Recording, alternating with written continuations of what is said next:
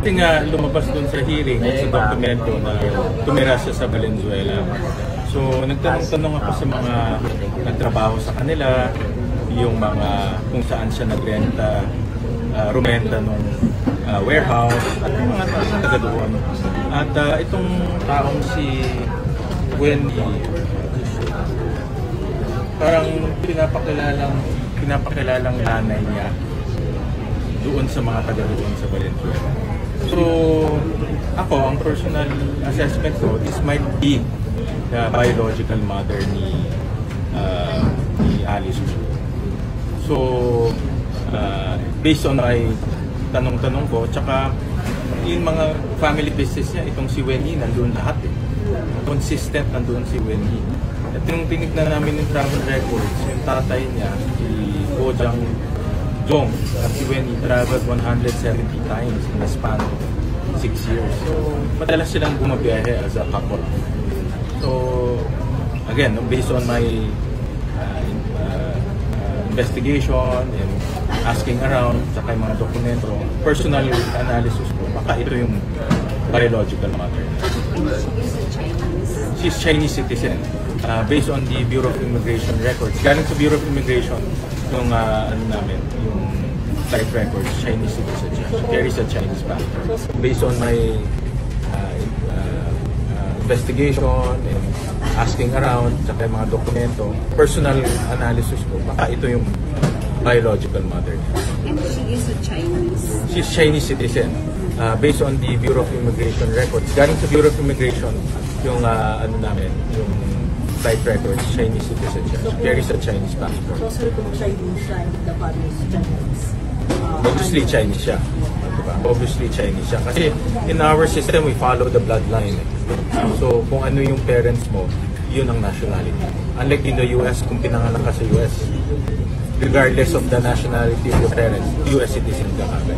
Ito sa atin is we follow the bloodline. And then the legal implications, so especially since public official. Well, ang legal implication na una-una yung mga documents na ginamit yung kanyang birth certificate. For example, passport niya, hindi na magiging Filipino yung kanyang passport. Yung candidacy niya, because nakasulat doon, are you a Filipino, ang basis niya, yung birth certificate mo, hindi na magiging basis yung kanyang birth certificate. So may mga implications siya along the way. And other documents na ginamitan ng birth certificate. Why would you lie? Bakit po kailangan magsinungaling sa bagay na napakadali namang pong i-check? Nag-confirm po ako sa tatay ko, kapatid ko daw po sila. Ito pong lahat ng mga kumpanya ay magkakasama kayo ni Sheila Guo at CMN Guo. Travel buddies kayo ni Sheila Guo. Actually, lalo silang nadadamay sa inyong pag-iwas, sumagot, or mga kasinungalingan. Sabi nyo kasi sa akin noon, nung pinakita ko yung mga dokumento na nandun yung mga pangalan ni Sheila L. Guo at Seaman L. Guo at isa pang dokumento na Sheila Leal Guo at Seaman Leal Guo, at tinanong ko sa inyo kung mga kapatid nyo sila, ang sabi nyo sa akin, hindi nyo sigurado kung kamag-anak nyo sila. Yan pa rin ba ang sinasabi nyo sa amin? After po ng Senate hearing po, Your Honor, nag-confirm po ako sa tatay ko, kapatid ko daw po sila. Kapatid nyo sila. Talagang kapatid nyo sila. At hindi lang po dahil sa birth certificate. Mamaya ipapakita po natin yan. So, ito na po. Ito pong lahat ng mga kumpanya ay magkakasama kayo ni Sheila Guo at CMN Guo. Lahat.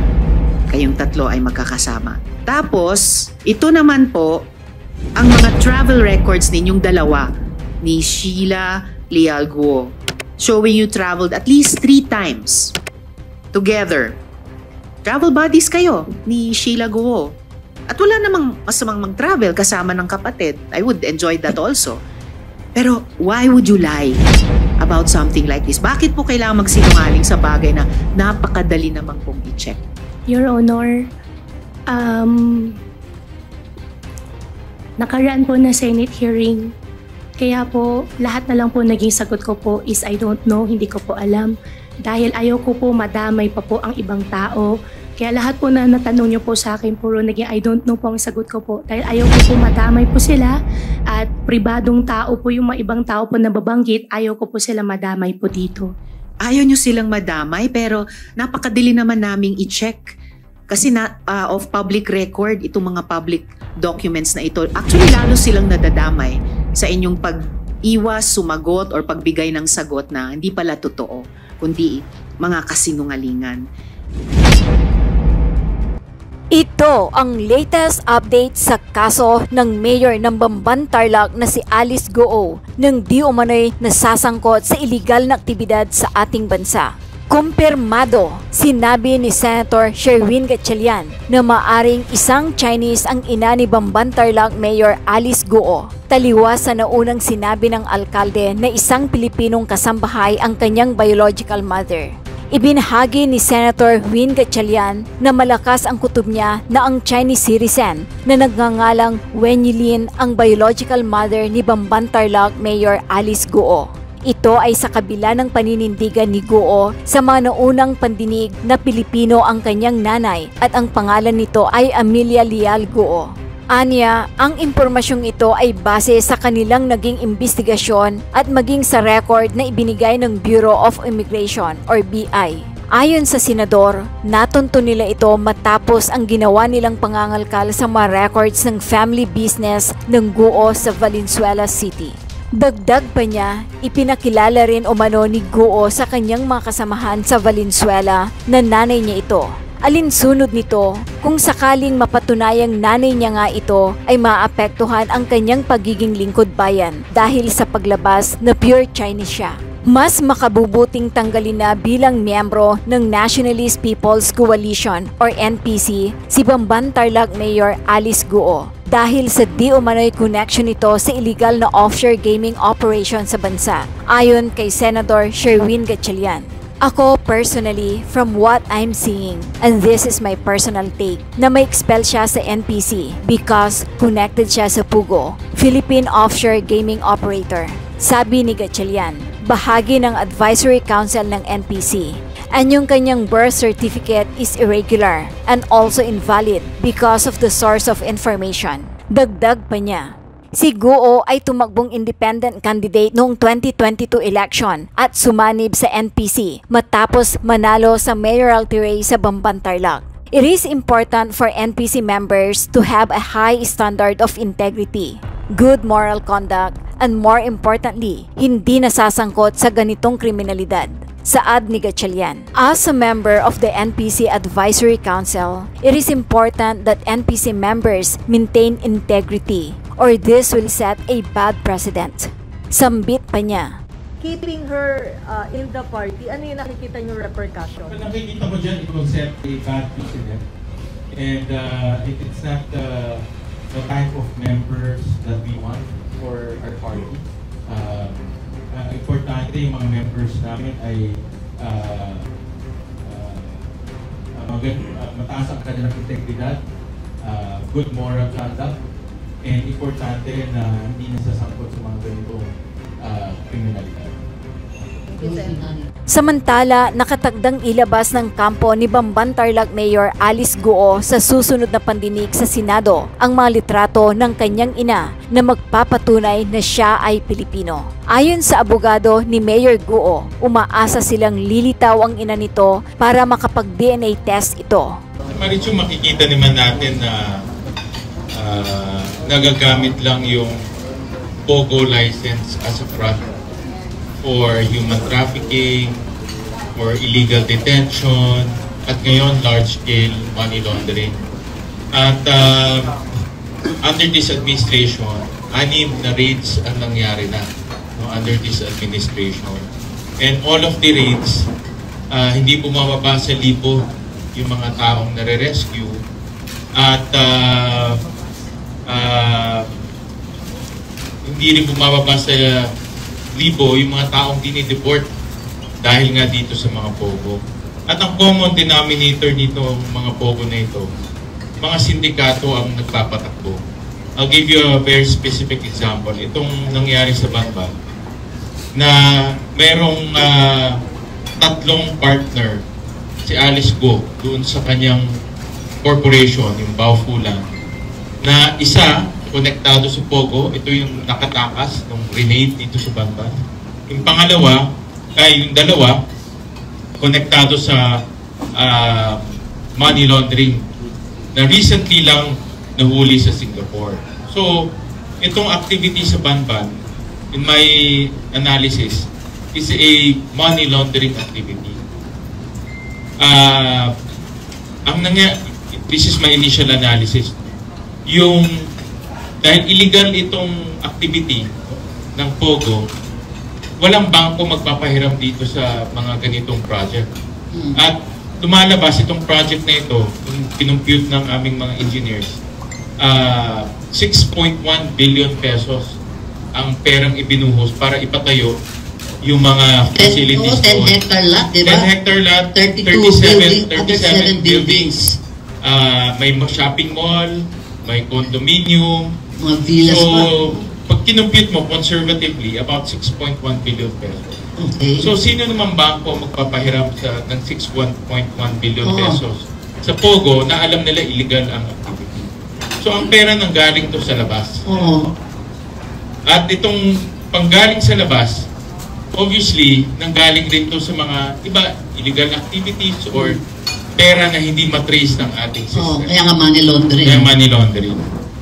Meron kaming executive session with AMLAC, I think next week, so para mapag-usapan to.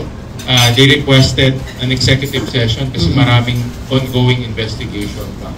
So, makikita natin na ito ay hindi lang problema ng Pilipinas, kundi transnational crime po.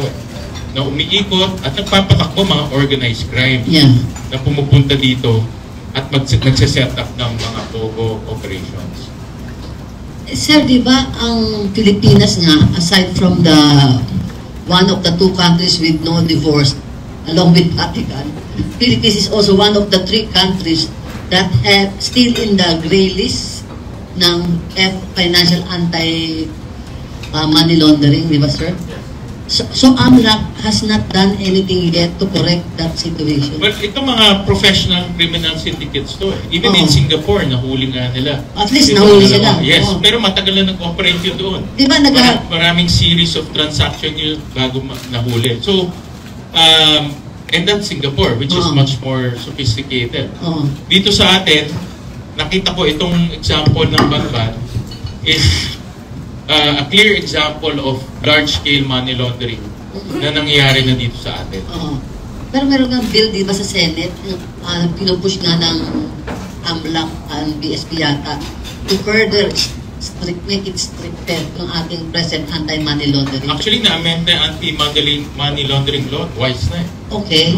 But hindi pa rin tayo hindi pa rin natin masatisfy FATF. Tayo naman, hindi naman tayo bumababa, hindi rin tayo tumataas. Ano? So, that's why in enforcement, napakahalaga. At importante na yung ating AMLAC, alert sila at nag-investigate mabuti. At mabilis. No? Kasi marami ang pag-movement ng pera, napakabilis. Yes. Napakabilis, kaya importante na mabilis yung kanilang operation. Yes. Yung sinasabi mo executive session, hindi kay Mayor Guo pa rin o for the separate Pogo? For the entire, yung issue sa Banban, yung Pogo sa Banban, but pag-uusapan na namin yung buong Pogo investigation. Kasi sabi ni Senator Tiveros, who's the primary committee on the illegal trafficking, human trafficking and illegal detention sa Pogo, tapos yung another resolution mo rin. So, sama-sama na yun sa next, kailan ba nakaset executive session? Next week, I think middle of next week. Kasama dyan yung mga national security agencies? Kasama na national security agencies, AMLAC, Department of Foreign Affairs, AFP, Bureau of Immigration, so kasama na siya. So it's a multi-agency executive session. Yung mga nag-request sila. Kasi yesterday, the PNP disclosed that they are now officially looking into intelligence reports on Mayor Guo as being a member of the CCP, Chinese Communist Party. Well, ngayon, dahil ito ay this is a transnational crime with many facets, everything is possible. Nakikita ko, lahat posibleng mangyari. Especially when you talk about money laundering. Dahil money laundering, ang pinanggagalingan ng pera marami eh. Pwedeng galing yan state-sponsored, pwedeng galing sa drugs, pwedeng galing illegal activities. Kaya hindi dumadaan yan sa regular banking system natin dahil ayaw nila matrace. Dahil merong illegal o merong irregular source yung kanilang income. Pero nakakatakot pa, sir, di ba? Meron na nga tayong narco politics na nakikita naman natin, hindi nagbabago ang threat dahil andyan pa rin yung mga shabu trafficking sa atin. And now we have this pogo politics. Yan ang nakakatakot dahil yung perang pumapasok malaki. At itong mga sindikato na ito, marunong rin, no? Pinag-aaralan rin nila yung ating judicial system, yung ating enforcement system, pinag-aaralan na rin nila yung ating mga batas, kaya nakakalusot rin sila. At alam rin nila na kaya nilang maglagay o manuhol para meron silang protection sa iba't ibang ahensya. But your bill, proposed bill to remove the tax privileges of POGO, will that address the problem? Meron kasing dalawang bill, tatlo including mine. The first two bills calls for outright ban of POGO. Okay. And Sino then, yan, sir? si kay Senator Cayetano at Senator Villanueva. Okay. Alan Cayetano.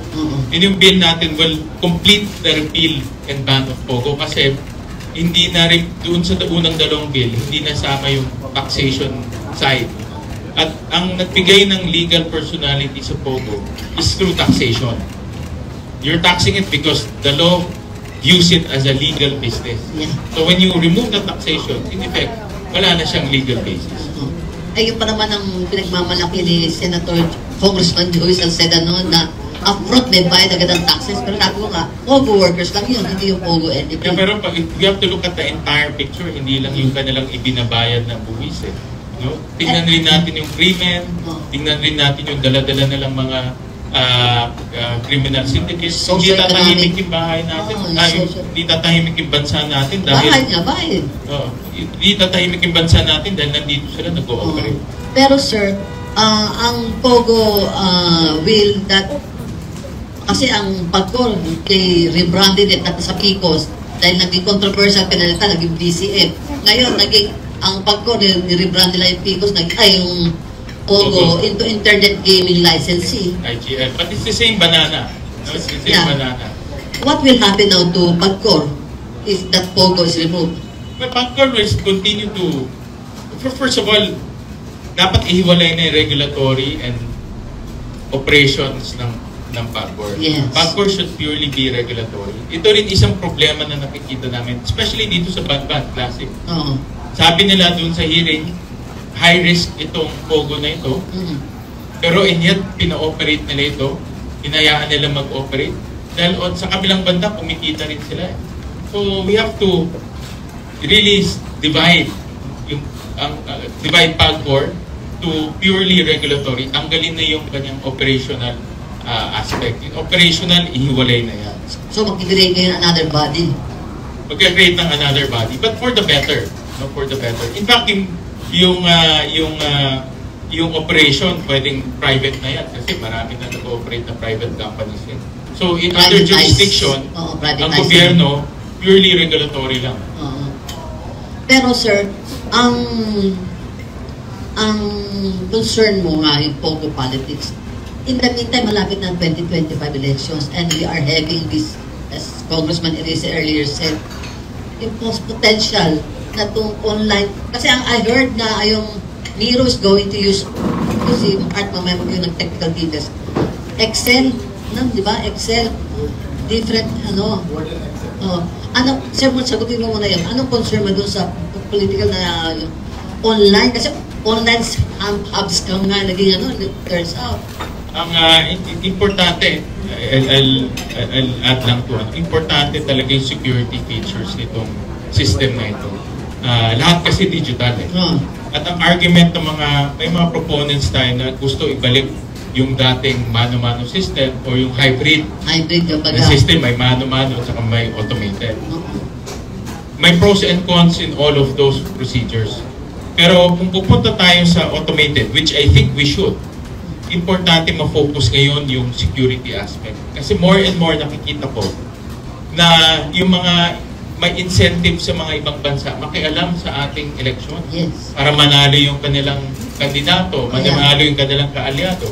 So gagawa sila ng paraan para ma-manipulate yung ating elections either through fake news Yeah. or through the system itself. Yeah. So, ang importante ngayon na itong magiging computer system natin or automated system natin, talagang foolproof, hindi pwedeng madaya. Oh, at least sa automated pa rin tayo, mas preferred ko ang... Ako personally, I prefer that kasi mabilis eh. Yes. Natatandaan ko nung first term namin ni Egay, When was that? 2001. Magkasabay kami sa Congress, sabay pa kami. Ang election nung pag close ng precinct, Oh. and yung proclamation mo, minsan umabot ng 3 linggo. 3 months. Ikaw, sir? 3 linggo. Nung sa 3 linggo, nag-aantay ka. In the meantime, nagpapatayan na yung tao, naglalakawan na ng balota. Ngayon, in 3 hours, alam mo na kung sino panalo. So, may benefit talaga ang automated system. Pero, meron din niyang risk because automated siya. Yes. Nung napakabilis, hindi mo na ma-check mo siya after. So, importante ngayon yung security system. Risk and benefits. Yes. Na ano. Alam mo, I think the best thing that ever happened to Philippine elections is automation. Nabawasan yung patayan, nabawasan yung tiyakan. In fact, meron akong random manual audit na ginagawa niya. At karaniwan ay 99.9% yung accuracy. In fact, nung 2013 elections, nanalo ko by only 8,000 votes. So, pinag-testa ako, binila. Manually. Hindi naman lumabas. And si Congressman Raul When was that? What election? 2013. Oo. Yung 2016 election, si Congressman Raul Casa won by 55 votes. So, binila. The same, 55 votes. So, marami kaming ginawang investigations sa Joint Congressional Committee on Automation. Walang nakita. Wala talaga na. Ayan, si Senator Coco Pimentel is the chairman. Wala nakita talaga. Puro allegations lang. Wala naman talaga naging batayan. Pero dito sa automation na ito, dito na mabababoy yung automated elections. Gaya ng pinaliwanag ko sa inyo, yung kanilang ginawang bagong sistema, yung DRE at yung OMR, pagsasamahin nila, wala pang Hybrid din yun. Oo, Hybrid din, pero wala, hindi pa ito nagamit sa buong mundo. Gaya ng sinabi ko sa inyo, napaka-dangerous nito dahil yung gagawin nila, siguro hindi matatapos ang eleksyon ng 16-20 hours. Okay. Yung gagawin nilang system. And kaya nga sabi ko sa Supreme Court, papasalamat ako, binigyan nila ng due course, then I will have to prove to the Supreme Court that the use of these machines are illegal. Violation of the law. Okay. My last question to Sherwin, Senator Sherwin, before I go to Art. Nabanggit mo kasi, sir, kaya nag-pop in my question. Ang iniklaim ni Mayor Guo, how can she, kasi dapat ang sa kanya local governance, why did you fail to check the illegal online hub scam doon? Ikaw in charge sa local governance. Ang defense yata niya, sabi niya, may pagkor naman sa loob eh. Sila yung nag-regulate eh. Totoo yun na may PAGCOR. That's why, in my opinion, dalawa ang may liability and accountability to. PAGCOR and also the local government unit. Kung makikita natin, I'm sure nakita nyo sa news, yung Pogo Hub, nasa likod lang ng municipal hall. Yeah. Hindi naman siya parang ganito Maynila na napakalayo na hindi ko makita. Pangalawa, ang Banban is a third-class municipality. Isa lang ang mataas na building doon, yung Pogo Hub rin. Hindi naman napakadaming matataas na building doon. And ang nahuling tao doon, almost 600 foreigners, 300 Filipinos. In and out, 600 foreigners, 300 Filipinos, in and out of the Pogo. So, in other words, dapat meron ng suspicion. And nung tinignan din namin yung mga dokumento, which tuloy-tuloy pa pag-review namin, pero meron kami nakita doon, na isang kumpanya na hindi registered in the Philippines, pero nagdadala ng pera dito sa Pilipinas, galing abroad. Dito niya nilolonder. Dinadala sa Banban in particular. So nakita namin sa dokumento, we're collating all the information. But by that alone, dapat red flag ka na as a mayor. Yung bayan ko napakaliit. Pero nag-invest sa akin 6.1 billion pesos, yung kumpanya hindi registered sa Pilipinas. Dapat nagtatanong ka, bakit napili yung Banban? Bakit hindi Makati, hindi Pasig, hindi Maynila? Bakit Banban out of all bakit hindi Cebu? Diba? There must be something. Diba? So, yung mga ganito dapat tinatanong yan eh. Ngayon, tama rin siya na may PAGCOR doon 24/7. Kaya nga sinasabi ko, failure of regulation because yung mga PAGCOR employees doon, dapat nakita rin na itong mga almost 1,000 na mga nagtatrabaho doon, walang yung tinatawag nating gaming license, wala ring mga employment permit. Oh yes, pumapasok lang sila doon para magtrabaho nang walang kahit anong permit. Interagency yung BI, dapat meron din ang BI. Correct. So both my liability. Nag-a-apply dito yung deaf and dumb, no sir? Nakikita, di ba? Deaf, blind, and dumb. Pero sir, ito na last question.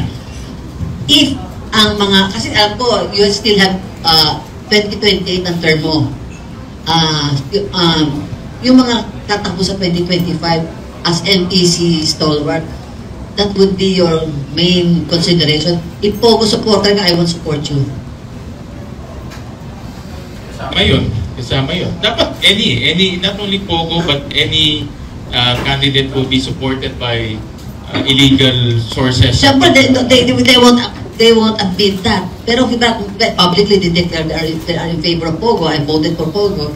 Will that be for me, mabigat yun dahil nakita ko na itong Pogo pinapahirapan yung ating bansa dahil sa krimen. At maraming ang kinakatakot ako itong mga sindikato na ito. At nangyayari na. Next time, ang target niya mga local na. Ang susuhuli niya mga matataas na tao na. Saan pa tayo pupunta pag ganyan?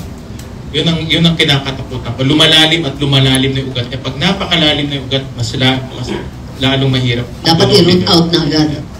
So, yan nga.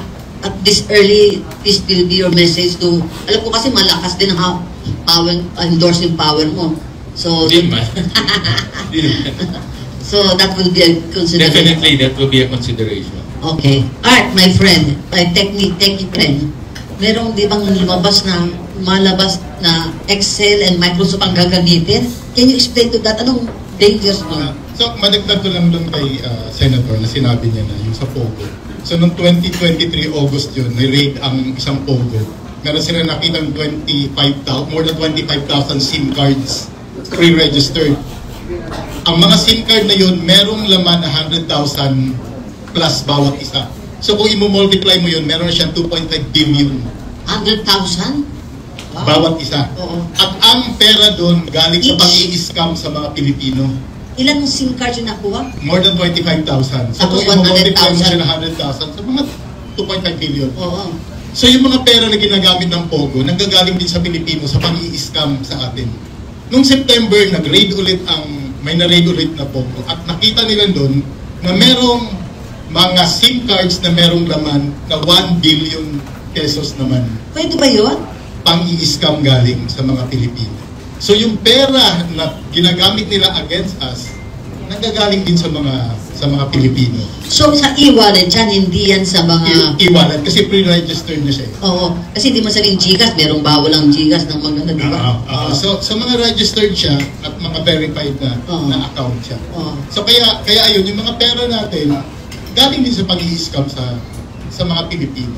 Buti kung nahuhuli, kaya sa katulad na nagagawa niya, nahuhuli ng CICT. Oo, yung iba nahuhuli kasi nagre-report kagad. Ang isang malaking problema pa dito, yung mga website na pinupuntahan natin, na ginagamit pang scam, nung tinignan namin yung mga website nila, ang gamit na language, kasi meron HTML language, di ba? Makikita mo yung language, ZH-CN. Ibig sabihin nun, Chinese language with mainland origin. At ang mga comments para sa susunod na programmer dun sa website na yun, nakasulat using Chinese characters. So hindi naman natin sinasabi na Chinese government to. Pero sinasabi natin, ang mga nangi-scam sa atin, mga Pogo, kung saan ang mga gumagawa ng programs nila, mga Chinese programmers. Kaya pala yung kailang mga ina-enroll sa Cagayan, English language. Mga PhD na sila eh. Di ba mga PhD? Kaya inaaralan lang nila English. Okay. So going back to the question na yung Excel and so nagulat nga ako kanina ko lang nalaman na gagamit, i-integrate ng bagong system dito sa Comelec yung Word saka Excel. So ito yung mga third-party software na hindi siya designed for safe elections para sa election. Kasi itong mga software na to, third-party siya, meron din siyang vulnerability. So as a cybersecurity professional, hindi ito dapat payagan kasi iba yung system na to, hindi siya specifically designed for elections. So kung meron itong butas, na malamang meron kasi na-hack tayo because of Word, may mga macro na nilalagay, dapat hindi ito payagan. So merong cybersecurity issue dito. Pag totoo, confirm ba yun na merong Word and Excel? Nabasa ko din. Kanina ko lang nalaman. So ito yung concern namin sa cybersecurity industry. Na meron siyang third-party software na hindi specifically designed for the elections. Concept solution ba yan, Congressman Erice? Hindi ko po alam, pero yun yung IT arm ng Miro, yung concept solution, na wala naman sila talagang experience in running election. So anong nakita nyo doon sa, tapos sabi mo, nakita mo na yung prototype nila eh. Yung prototype machine na yun, kinonbine nga yung OMR sa yung DRE. Yung pinaliwanag ko po kanina, hindi pa nagagamit ko sa buong mundo. At yun yung pinagbabawal ng Section 12 of the automation. Pero nagamit yung DRE, nagamit na yung individually. Individually, yeah. Individually. Pero actually, yung DRE nila, hilaw eh. Kasi ang DRE, parang McDonald's lang yan eh. Pipindot ka lang ng order mo. Parang wala nang ballot box dapat yun. Dahil pipindutin mo lang kung sino yung boboto mo, bibila ka na yun. Pero ang ginawa nila, ang hindi ka pipindot, hindi ipapakita yung balota mo na pinasok sa machine, na papupunta sa ballot box, papakita muna. Bago mo pipindutin, para pumasok, para bilangin, kailangan makita mo muna. So sabi ko, yun yung danger, privacy. Hindi gagamitin niya sa vote buying, pero mo, ganyan kalaki monitor, makikita. Hindi, ito nga kay Arte, SIM card na lang eh, di ba? Pangalawa, second, para i-review mo yung 12 senador, isang congressman, isang governor, isang vice-governor, isang mayor, isang vice-mayor, 6 na bukal, 6 na konsyal, tapos party list, it will take time. Pagkatapos, unnecessary yun. Bakit? Naipasok mo na yung ano mo eh. Ibig sabihin, ilalabas mo ulit kung sabihin nung botante, hindi yan, ang binoto ko. Ilalabas mo ulit. Doon na ang gulo. Yun na yung gulo. Yung sa Comelec, may poll watchdogs. Ang Scam Watch Philippines, makakatulong ba sa magiging poll watchdogs ba kayo? So ang gagawin namin ngayon ng Scam Watch Pilipinas, isasama na namin yung education, voters education, sir. So ongoing na to. So magkakaroon kami ng mga talks kung paano ma-secure yung paano bumoto ng ayos at paano bumoto ng tama. Kasi isang uri din ng scam yung nauto ka dahil sa deepfake, dahil sa AI ginagamit para siraan ang ibang mga kandidato. Kaya ngayon... Yun ang tatanong sa'yo next. Usong-usong mga generative AI. In fact, si Mayor Go, ang dami ng memes eh. At yung mga senators na memes na rin. So, paano ang protection namin dyan, mga ordinary voters? So, dapat gumawa na ngayon, habang maaga, gumawa na ngayon ng regulation. Kasi kumakalat ang mga deepfake na to sa social media platforms. So dapat tigilan na ang Facebook, tigilan na ang X, tigilan ng Instagram na maglagay ng mga AI-generated content na naninira. Sino mag-request niyan? Gagawa tayo ng batas. Ay, sabihin ko Senator Sherwin. So gagawa dapat ng regulation na pinagbawal to. Sa US, meron ng as of my last check, meron 14 states. 14 states sa US. Na nagbabawal o nagsasabi na bawal gumamit ng deepfake sa mga negative campaigning. So halimbawa, naninira, pinagsalita mo yung isang kandidato na hindi naman niya sinabi. Kasi madidetect nila sa US yun. At tayo may capability pa. Nadidetect ng social media platforms yan. Ang problema lang, mga social media platforms, they're too big to fail. Very arrogant. Hindi pinapansin yung mga... So, anong resort natin? Regulations. I see, at least si Senator Sherwin meron ng solution to sa Pogo. Ito, wala pa tayong solution dito. Sabi ko nga kay Kong Egay, na in the future, yung mga paggagawa ka ng commercial, lahat AI generated na eh. Oo. So, hindi mo na kailangan kumuha ng production house, Oo, hindi mo na kailangan kumuha ng director, hindi mo na kumuha ng scriptwriter, lahat AI na. Oo. And that's highly possible kasi nakikita na natin. Sa ngayon, maraming bansa pinag-uusapan to regulate AI. Yeah. Pero wala pang bansang nakakagawa. Because binabalanse rin natin yung innovation at regulation. Dahil pag re-regulate mo naman, hindi mag-i-innovate. Yeah. So wala pang bansa. It's really masyadong, kumbaga, maaga at masyado pang mabilis yung paggalaw na maraming bansa, hindi rin nila alam kung paano i-regulate to. Pero may mga agreements na. Maraming mga agreements between the tech companies na sinasabi nila dapat yung AI-generated content ay ma-regulate nila or mayroong ethical standards. Okay. Kasi itong mga AI-generated content, meron silang data na pinagkukuhaan. Kung yung data mo ay, let's say, masama o hindi o fake news, ilalabas na AI fake news rin. So may mga big companies tulad ng Microsoft, ng OpenAI, meron na silang mga ethical standards. But these are among themselves. Pero marami rin kasi mga AI companies na mas maliliit na meron din silang ganitong capability. Tatanong ko na, sasamantalahin ko na ito. Kasi si Congressman Abante filed a bill in Congress to ban TikTok. Anong sense mo doon, sir? Anong sentiments mo doon? Ako nga, ang aking proposal to ban cellphones inside schools. Yeah, I know that you I filed think that. we talked about that and we will be filing the bill soon. At ang social media kasi very marami na ngayong mga studies on how social media is affecting the mental health ng bata. Yes. And marami na rin mga studies pointing that ang TikTok is yung algorithm niya much more aggressive than the others.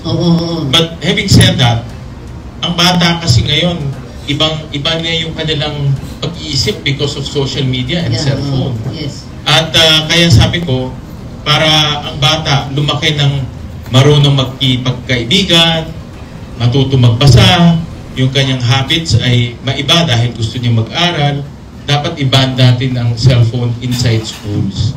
Dahil ito nakaka-apekto sa paglalaki ng bata. For example, bigyan ko kayo ng halimbawa. Pag recess, kaagad cellphone eh. Wala nang kwentuhan-kwentuhan. Wala nang sports. Wala nang social life. Wala nang sports. Gusto nilang mag-cellphone. Kaya hindi maganda rin yan sa pagpapalaki ng bata. I can empathize because my grandson, whenever we eat, kailangan may cellphone na niluluod ng cartoon. Anyway, bad na yun. My last question before I open it to the floor. Art, how can the scamwatch prevent Pogo politics? Help only prevent Pogo politics to reign. So ang purpose talaga ng Scamwatch Pilipinas is to educate the public. Also we're opening. Pero you must agree with me that people, Filipinos, siyempre, pera yan, mas... Oo. So nahihirapan talaga kami, lalo na yung pag nag-educate kami na Huwag niyo itong papakulan kasi scam to. Pero pag may nangako na yung 6,000 mo, magiging 65,000 in 3 hours. Kumakagat-kagat yung mga Pilipino. At pag kinakausap namin, sa amin pa nagagalit, tinatawag may utak ka lang ka, ayaw daw na maging maunlad sila. After a day, babalik sa amin, humingi ng tulong. Lagi namin sinasabi na wala na kami magagawa dyan kasi willingly binigay mo yung OTP mo, yung numbers mo, saka yung details mo.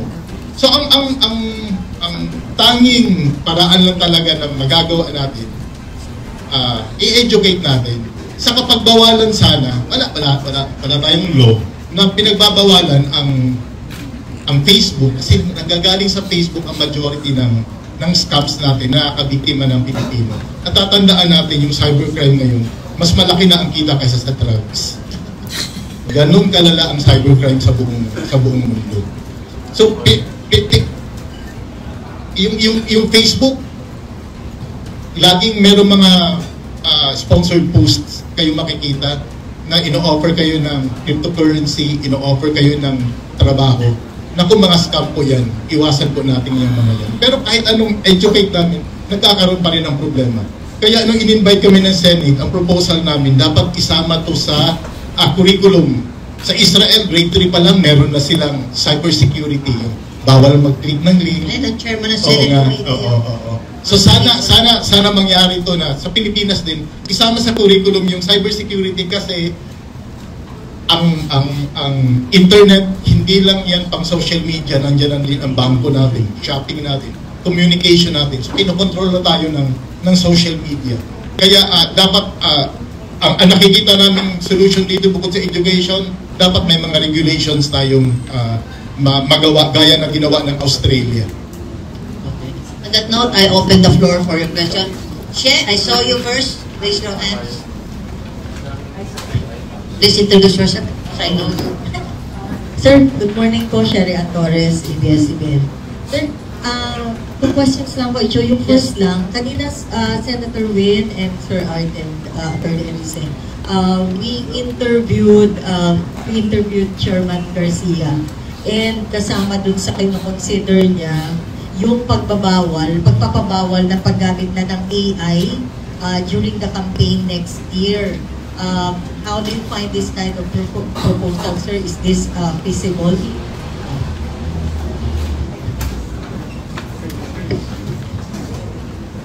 Pwede ba accommodate nun by administration? Pwede yung regulation, pero yung paano i-regulate? Kaya nga. Yung kandidato, may lumabas na gano'n, sabihin niya lang na hindi naman galing sa akin.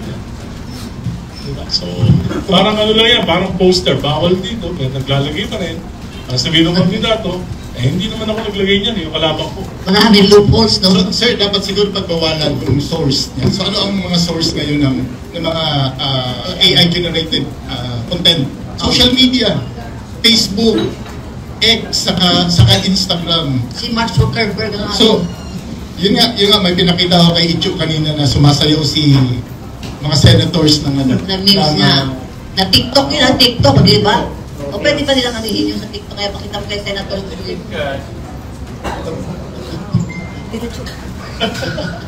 I think, Chair, we have to clarify rin kung ano yung ibaban sa AI. Dahil masyadong malawak ang application ng AI. Nasabi ko nga kanina, hindi malayo na you can ask AI, pwede mo sabihin, gawa mo ako ng commercial, gagawa ka niya ng commercial. So, may mga applications na legal, pero may applications rin na illegal. For example, gumawa ka ng advertising laban sa kalabang ko. Then yun, bawal yun. So we need to really narrow down kung ano pa yung pagbabawalan. At admittedly, ang AI ngayon is a moving target. Every day nag-e-evolve ang AI. Kaya dapat ang regulator, katulad ng COMELEC, mabilis rin. Pinag-aaralan nila ano yung application at nakikita nila by 2025 ano ba yung pwedeng gawin ng AI na sisira sa ating eleksyon. Dahil may mga application rin naman na pwedeng na positive. Pero may mga applications rin na negative. So yun ang dapat ma-pinpoint specifically. Last question, sir. Senator Win, kasi kahapon merong survey, informal survey, si Senate Pro Tem Jinggoy about divorce. Can we get your side on this, or your stand on divorce? Yung House version, hindi ko pa nakikita, to be honest about it. So I cannot comment on the House version. So, masyadong maaga pa. Senate, hindi ko pa rin nakikita because hindi naman siya masyadong napag-uusapan internally, to be honest about it.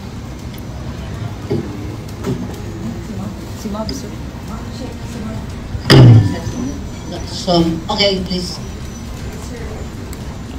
Sir Ma'am Gonzalez from GMA. Send you filed the reso about multinational. Can you tell us a little bit kung ano po yung natanggap ninyong info and allegedly connected daw po ba ito sa Bamban? May mga homeowners na pumunta sa office namin nung narinig nila itong issue sa Banban at na rinig nila yung hearing namin tungkol sa Pogos. At maraming pumunta sa aming iba't ibang may multinational, may alabang. At ang kanilang complaint is number one, yung overcrowding ng mga bahay. Dahil may mga bahay raw na 30, 40 yung mga nakatira doon. At natatakot sila kung ano ba yung, kung may 40 kang tao doon, hindi normal yun sa isang bahay. So, yun ang natatakot sila doon. At meron ding mga issues na nakikipag-away sa security guard. May issues rin na mayroong mga escort ng police. So, may mga ganun na issues. And marami ring mga allegations na konektado ito sa Pogo. No? Dahil nga sa gabi dumadating or lumalabas yung mga sasakyan. So, meron ding mga issues of may mga naaresto ng mga local police. So, we want to look at that angle also. Hello. Sir, dun sa resto nabasa ko po na parang supposedly baka daw po itong mga naaresto doon ay mga nakatakas from Bamban. That is a possibility. Meron mga ganun na news reports at information kami na konektado dahil maraming kaming nakitang mga, for example, may mga nahuli doon sa Banban na nahuli na doon sa Pasay Pogo. Pero hindi na file lang ng kaso kaya nakawala. Pero nag-reappear siya doon sa Banban. So, marami kaming ganun. May mga nakita kaming pangalan na nahuli sa Clark. Di ba? May na-raid sa Clark. Tapos nakita dito sa may Pasay. So, ang aming sense, itong mga sindikato na ito, umiikot lang sila. At of course, nakatira sila sa mga ganitong villages. No? So, may mga ganun na reports kami na gusto namin tignan. Because yun ang aming kinakatukutan na itong mga sindikato na ito nakatira sa mga villages natin, they live among us. No? At hindi mga ordinaryong tao to. For example, yung nakatakas sa Banban, meron na siyang warrant of arrest sa China at sa iba pang bansa. Pero nandito siya nakatakas. Ito yung tao, nung nag-raid yung PAO, pumunta siya doon sa tunnel at nakatakas siya via the tunnel. So, hindi siya mahuli ngayon. If you remember, pinapatawag ni Alice ko at sabi nga natin, hindi natin mapapatawag dahil fugitive siya ngayon, nakataka siya. Pero anong pangalan, sir, daw? It's, Huang, we'll get it, no? Ang last name is Wang, but we'll get the exact name. Dapat yung itong si Mr. Wang is one of the incorporators ng Baofulan, kung saan si Wang Ziyang, Wang Ziyang, tama. Si Wang Ziyang, na partner siya ni Alice Go. Direct partner siya. Kaya nga, 3 out of the 4 partners si Alice Go, lahat merong warrant of arrest. Pero sabi niya, nag-divest na siya noon when she became... But when this was being, when this was being set up, nandoon siya. She was the president of Baofulan. She was the applicant for Hongsheng. No, her name, andun lahat, pati yung building permit, nandun yung pangalan. Sinek ba niyo kung talaga nag-divest yan? Doon sa bagong general information sheet, iba na yung pangalan. So most likely, nag-divest siya. At hinihingi namin yung sale purchase agreement kung talaga may gano'n. Sir, last question na lang po. Sir, may nakarating na pong info sa inyo, may Pogo rin daw sa Cavite. Which particular kung yung marami pang operations ng Pogo dito. Pero nga daw sa OBP, office. Maraming operate kasi may malaki, may Pogo Hub, mayroong maliit rin. But according to the enforcers, marami pa silang sino-surveillance ngayon. So in other words, marami pang mga ganitong operations. Problema, legal sila. Ang problema kasi kahit sino-surveillance sila, kung walang magko-complain, kagaya dito sa Banban, nakatakas yung isang Vietnamese, hindi sila makakakuha ng search warrant. Kung hindi strong ang evidence sila, hindi sila makakakuha ng search warrant. Kaya matagal bago sila nakakapag-raid. Saka ito pa problema, napanood ko sa social media, interview kay Governor Tarlac, Governor Susan Yap. Kasi last week, guest namin dito sa chairman ng MPC, your party. towards the end nga yung nakatanong ko sa kanya, by the way, sir, ano ang stand mo sa Pogo, ano? And in that context, nabi niya, Mayor Go is part of the MPC. So we asked Governor Susan Yap to investigate kasi we will determine if she can be retained as MPC. So, the point is, anyway, it's about paano yan, sir, yung magiging consideration din ba ang Pogo, your Pogo, whether you're in favor of Pogo or not, the MPC? Definitely, dahil importante na mga membro namin ay member in good standing at members of good moral conduct. No? So, and legitimate Filipino. And legitimate Filipino, of course. Because, so, yun ang prinsipyo ng NPC na yung mga membro namin nakakatulong at maayos sa mga membro. Ayun, naalala ko na tanong ko. Kasi sabi mo, hindi wala pang complaint. Sabi ng Governor Susana, napakinggan ko interview niya kahapon, sabi niya, we cannot initiate any investigations yet or not a formal investigation yet because there's no complaint against her. Actually, they can do motu proprio investigation as a province, no? Dahil narinig ko doon sa kanyang interview na meron na pala silang Pogo ban resolution. Meron na.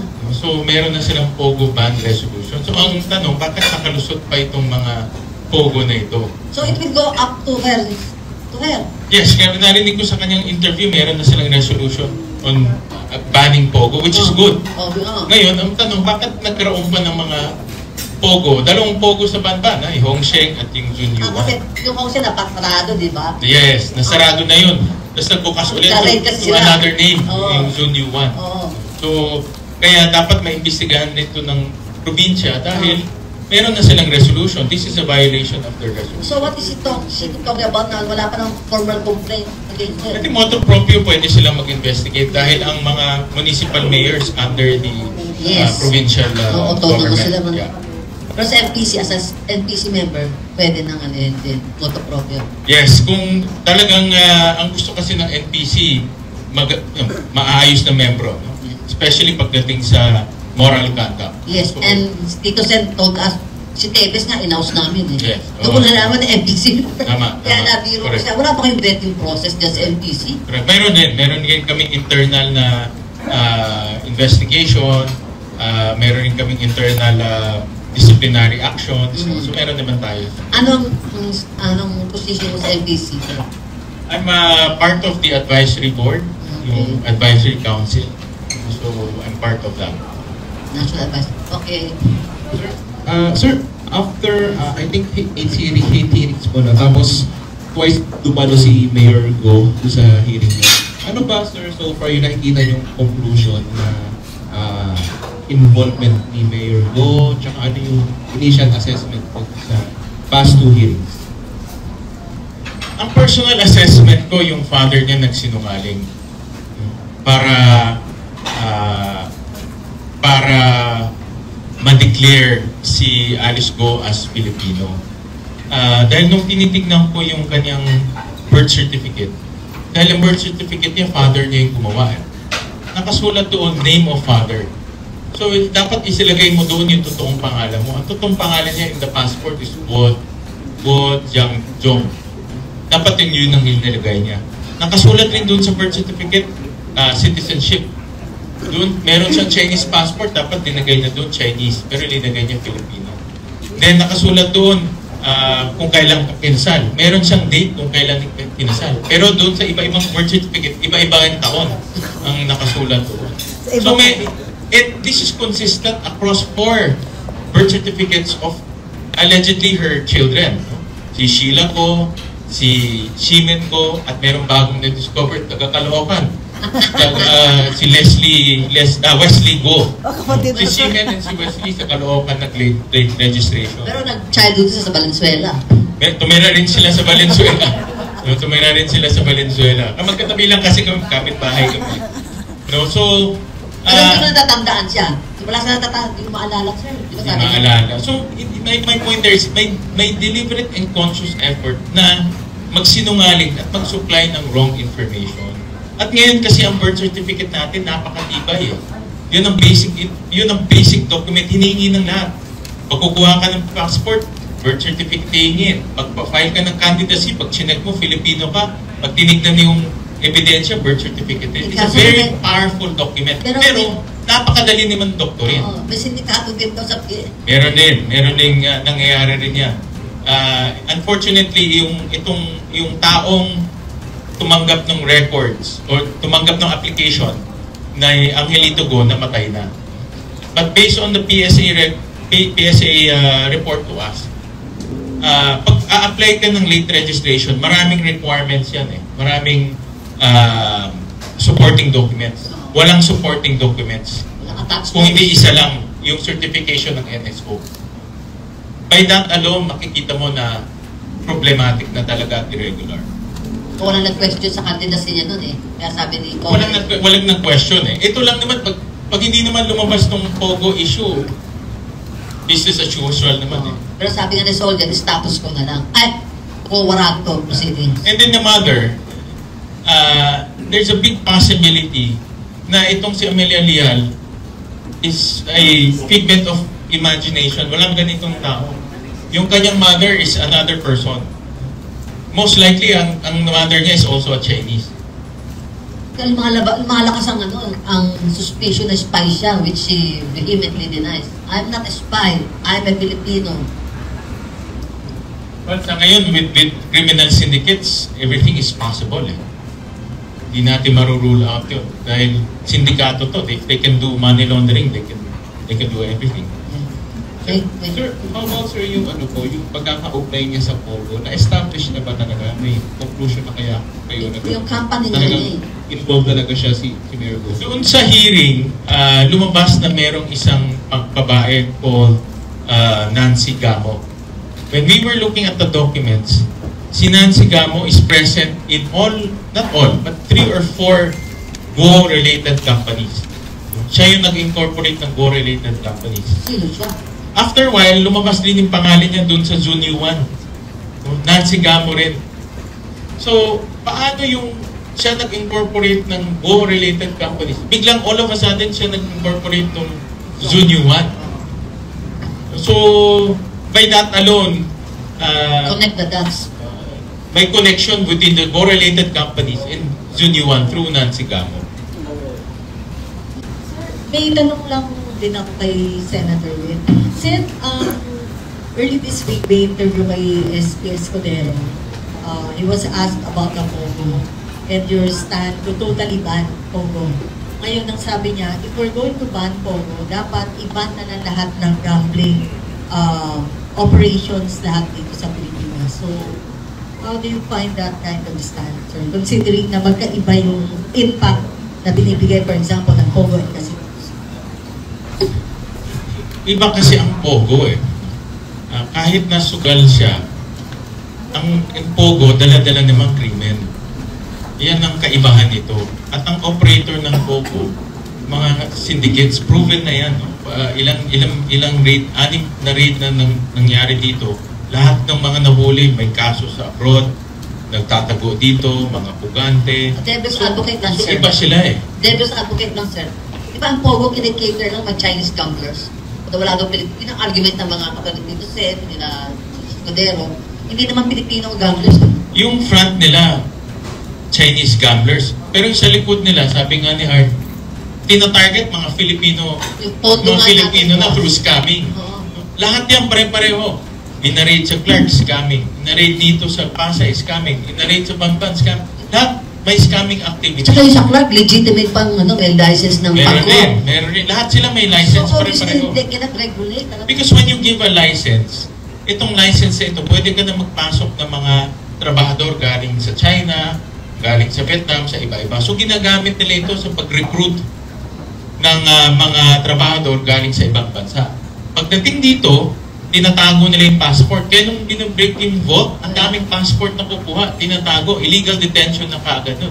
Wala na magawa yung mga dayuhan dahil nandito na sila, nakakulong. No, at pinapatrabaho nila sila sa scamming. So yung Saka may torture chamber may torture chamber pa. Kaya rin kaya tumakas dahil hindi na kaya yung torture na nangyayari. So, parang Iba apples to po, oranges. Parang ganun. Hindi natin pwede silang isama sa mga ibang casino businesses dito sa Pilipinas. Dahil iba yung kanilang activities. Ito criminal activities talaga ang Pogo. Sir, last na lang kay Senator Vico. Sir, sinagot na ni Senator Risa, pero kasi may mga criticisms na parang lumilings na raw po yung topic dun sa hearing ng Pogo. Imbis na sa Pogo daw nag-shift na raw kay Mayor Go. Maybe get your stand. Unfair naman na sabihin na hindi kami gumagawa ng research.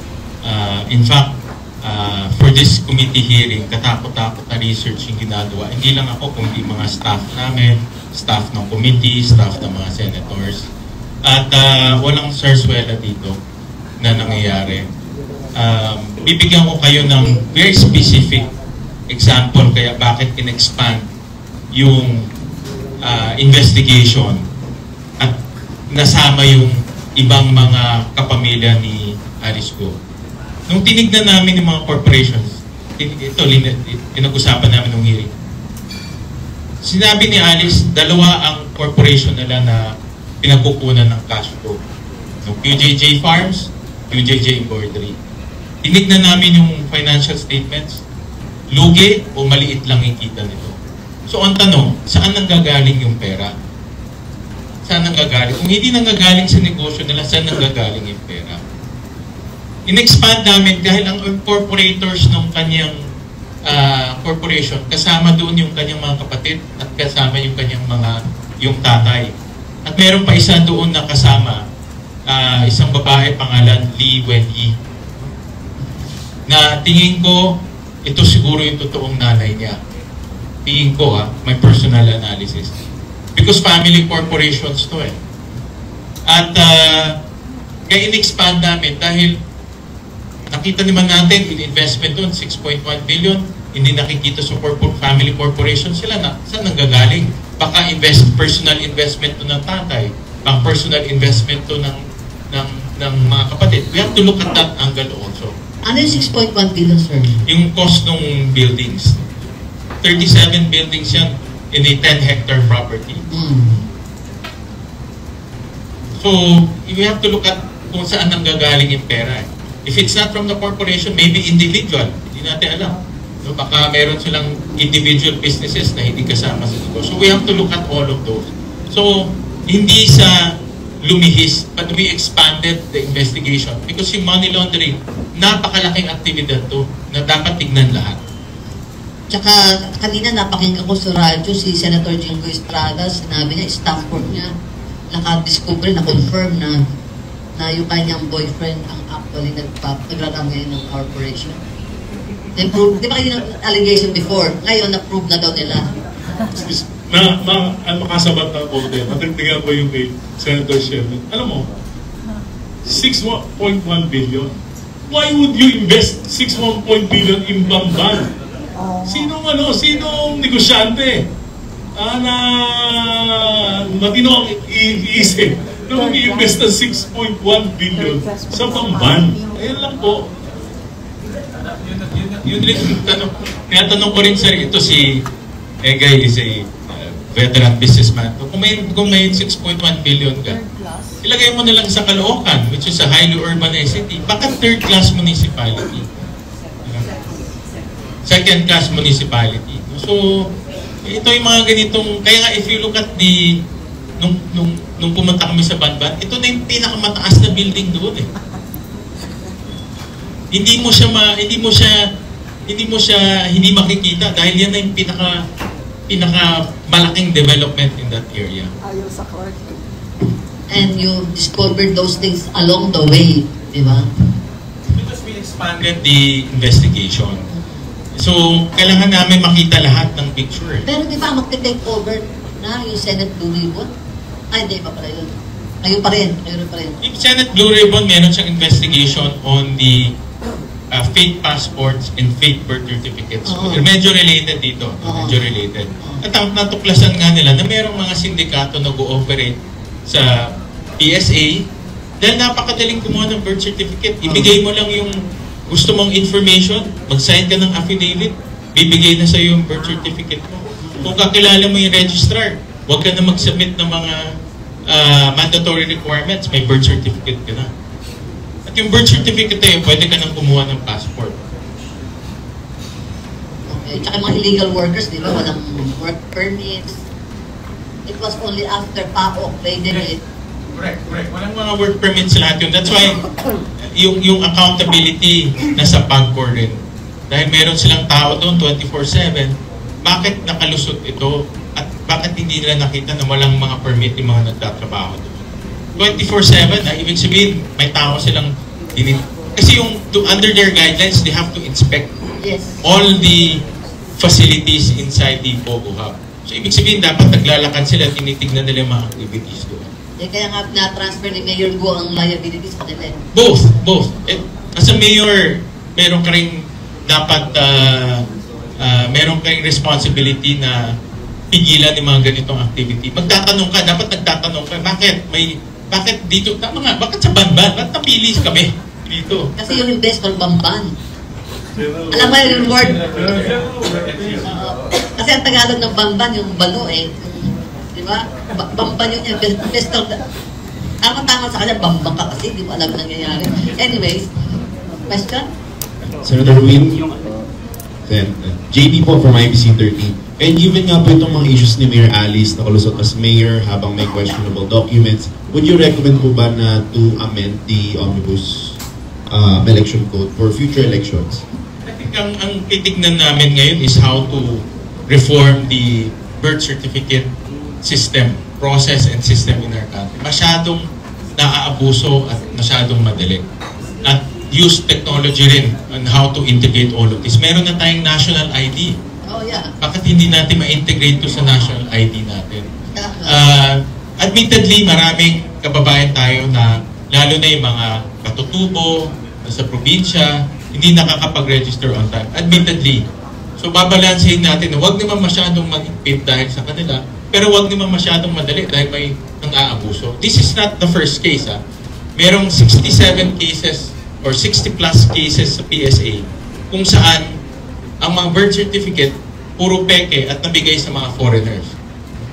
So, hindi to isolated cases. Naaabuso talaga yung pagkuha ng birth certificate. Ang delikado lang ngayon dahil sa birth certificate, pwede ka ng kumandidato. Nanalo kang mayor, congressman, pwedeng senator, even presidente. Tapos, later on, matutuklasan birth certificate mo pala peke o defective. So, dapat i-reform yung pagkuha ng birth certificate at yung process ng birth certificate system natin.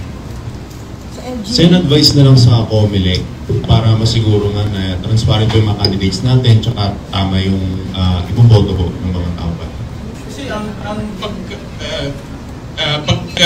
pagiging kandidato, ang requirement lang naman Filipino is and read and write and then pwede ka ng